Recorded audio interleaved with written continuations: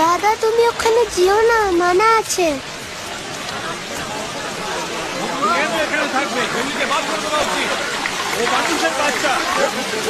এবার যেতেই হবে, হুগলিকে এখানে আর রাখা যাবে না। আকাশের অবস্থা দেখো, শের খান হয়তো এখানেই আশেপাশে কোথাও রয়েছে। আমি চলে যাচ্ছি।